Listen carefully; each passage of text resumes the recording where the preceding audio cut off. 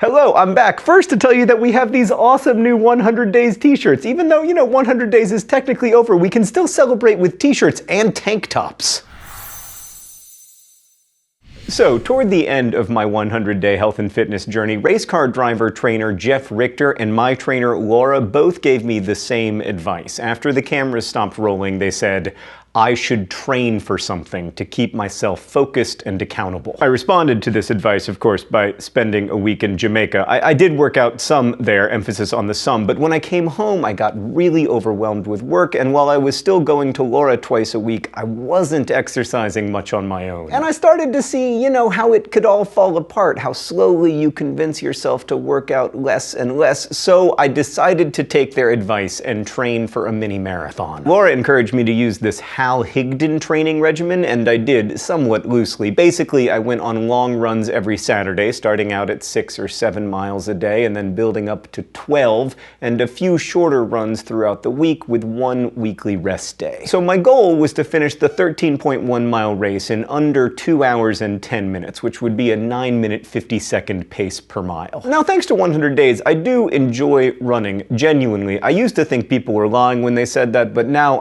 I mostly believe them. However, it is definitely work, and I have to convince myself to do it. And for some reason, knowing that I had paid real money to run this half marathon got me motivated. Like, I would just think, well, I don't really want to run today, but then I am going to have to run in front of all of these strangers in 8 weeks, so I guess I should. I missed almost none of my training sessions, and a week before the race, I ran 12 miles at an average pace of 9 minutes 20 seconds per mile, and I was feeling great. I'd asked my friend Anne, who is an excellent and experienced runner and also a wonderful person, to pace me, and she kindly agreed. But the morning of the race, I walked downstairs, and standing in my pantry was another surprise pace setter, Chris Waters. Chris trained for exactly 0 minutes for this half marathon, so I figured that I would stick with him for the first 5 or 6 miles and then, leave him in the dust. Just to be clear, I had no misgivings about this because I had a time to make. So we went downtown and joined the crowd at the Indianapolis mini marathon, which is huge, like 30,000 runners huge, and I was a bit overwhelmed by it all and extremely nervous. Laura and I had talked about not starting out too fast, and I certainly didn't. In fact,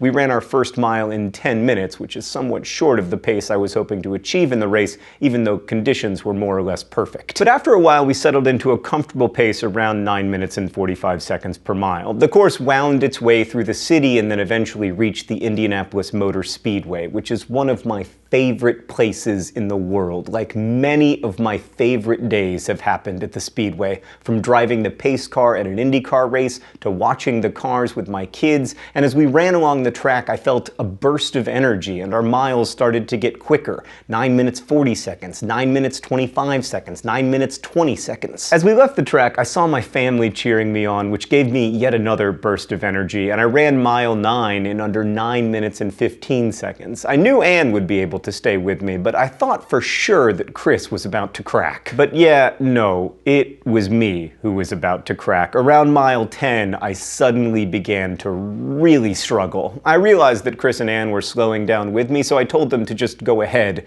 but they wanted to stay with me. By mile 12, I was exhausted. I mean, I had nothing left, and I started thinking back to when I'd first begun 100 Days, when I would struggle through the last mile of a 3-mile run by thinking, just 3 more songs until I'm finished. So I kept running, albeit slowly. 3 more songs, 2 more songs, 1 more song. Chris kept encouraging me, telling me that I had it, that we were gonna make the time, but I wasn't even thinking about the time. I was just running behind him and Anne, utterly exhausted, trying to keep going. Honestly, it felt like they were dragging me to the finish line, and it worked. We finished together in 2 hours, 7 minutes, and 57 seconds. The race, like 100 Days itself, taught me some lessons about fitness and health, but mostly it taught me about friendship. Laura was waiting for us at the finish, as were our families, and a while later, as I limped back toward our car, Laura asked me, "So what's the next race? There's a half marathon coming up in September."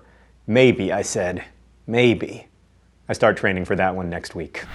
Thanks again for watching this episode of 100 Days. Obviously, we're not making weekly videos anymore, but we will continue to keep you updated on our health and fitness journeys. And again, check out this awesome merch available at dftba.com. Also, if you're going to be at VidCon, it will be there at the dftba.com booth. Thanks again for watching and for all your encouragement. I actually have to go now to work out with Laura, so bye.